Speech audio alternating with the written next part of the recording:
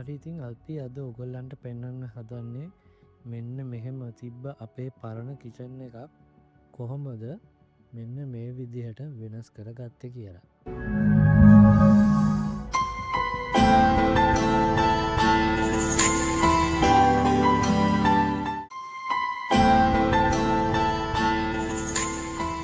මෙහෙම තමයි බිම තිබ්බේ. මුලින්ම අපි ටයිල් අල්ලන්න කලින් සිමෙන්ති පොලවක් තමයි තිබ්බේ.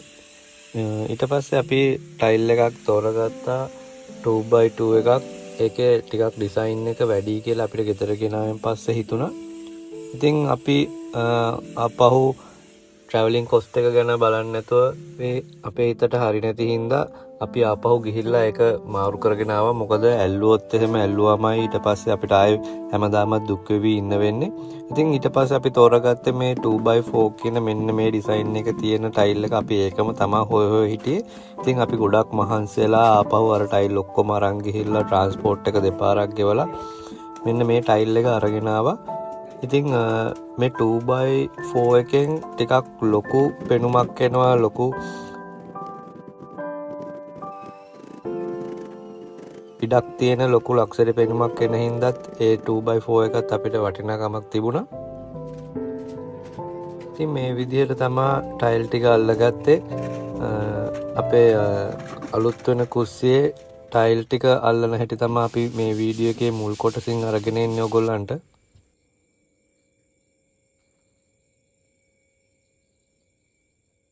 ඉතින් මෙන්න මේ විදිහට තමයි ටයිල් අල්ලලා ඉවරුනහම ලුක් එක තිබ්බේ අපේ කුස්සියේ. හරි දැන් අපි පෙන්වන්න යන්නේ අපේ ෆ්‍රිජ් එකක් තිබ්බා. ඒක ගොඩක් පරණ පාටයි. ටිකක් පරණ ෆ්‍රිජ් එකක්. ඒකේ ලුක් එකත් හරිම අවුල් වෙලා තිබ්බේ. මලකට බැඳිලා සමහර තැන්වල. ඉතින් අපි මේ කුස්සියම අලුත් කරන වෙලාවේ අපිට ෆ්‍රිජ් එකක් ගන්න බැරි වුණත් ෆ්‍රිජ් එකත් අලුත් කරගන්න ඕනේ වුණා. ඒකට අපිට ලැබුණු හොඳම ඔප්ෂන් එක තමයි මේ ස්ටිකර් එක. ඉතින් අපි වීඩියෝස් බලලා තමයි මේක හොයාගත්තේ. මේ ස්ටිකර් එක ගන්න තියෙනවා කොටුවෙත් ඇති. අපි ඕනනම් ෂොප් එක දාන්නම්. අපි ගත්ත ෂොප් එක අපි ගොඩක් දුර ගිහිල්ලා තමයි මේක අරගෙන ආවේ. ඉතින් අපිට ඕනේ ලුක් එකම තියෙන ස්ටිකර් එක හම්බුණා.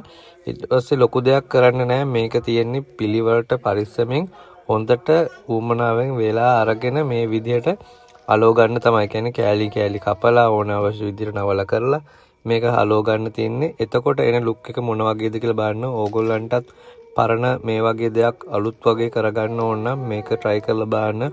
මේක මාරම වටිනවා හදිස්සියකට. හැබැයි ඉතින් ටිකක් පරිස්සමෙන් හොඳට උවමනාවෙන් මහන්සි වෙලා වැඩේ කරන්න. නැත්නම් ඉතින් ඒ ස්ටිකර් එකට කරන වියදම ඒ ලුක් එක එන්නේ නැහැ. ඔයගොල්ලන්ට පේනවා අපිත් ගොඩක් මහන්සි වෙලා හිමීට තමයි මේ වැඩේ කරගත්තේ. මේ ඔයාලට පෙන්වන්නේ ටිකක් ෆාස්ට් ෆෝවර්ඩ් දාලා වීඩියෝ එක දිග හින්දා හරිම හිමින් ඉවසීමෙන් තමයි මේ වැඩේ කරගන්න ඕන. එතකොට ලස්සන්ට පිළිවෙලට එනවා. පළවෙනි වීඩියෝ එකනොත් අපිට ගොඩක් අය අහලා තිබ්බා මේ ෆ්‍රිජ් එකට කරලා තියෙන්නේ මොකද්ද කියලා. මේක තමයි අපි කරේ. ඔයගොල්ලන් දකින්න ඇති ෆ්‍රිජ් එකේ මුල් පෙනුමයි දැන් ඉවර වෙද්දි පෙනුමයි.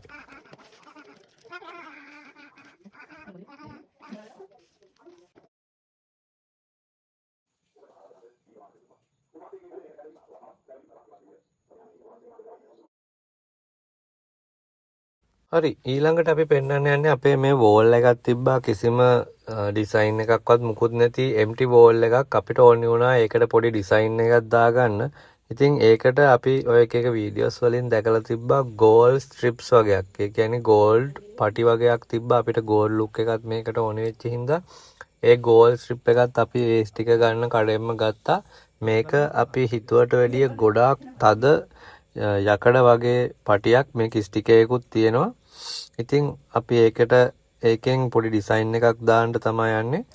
ඒකෙන් දාපු ඩිසයින් එක අපිට කරගන්න හොඳටම ටිකක් අපිට අවශ්‍ය විදිහටම කරගන්න බැරි වුණා. මොකද ඒක යකඩ කපන කතුරකින් තමයි කපන්න උනේ. එතකොට පොඩ්ඩක් නැමිනව කරනවා වුණා. ඉතින් අපිට අවශ්‍ය ඩිසයින් එක නැති වුණත් අපි පොඩි වෙනසකටත් එක්ක පොඩි ඩිසයින් එකක් දැම්මා. ඔයගොල්ලන්ටත් පුළුවන් මේ වගේ දෙයක් භාවිතා කරලා ඔයගොල්ලෝ අලුතෙන් කුස්සියක් හරි මොකක් හරි කරනවා නම් පොඩි ලස්සනක් කරගන්න.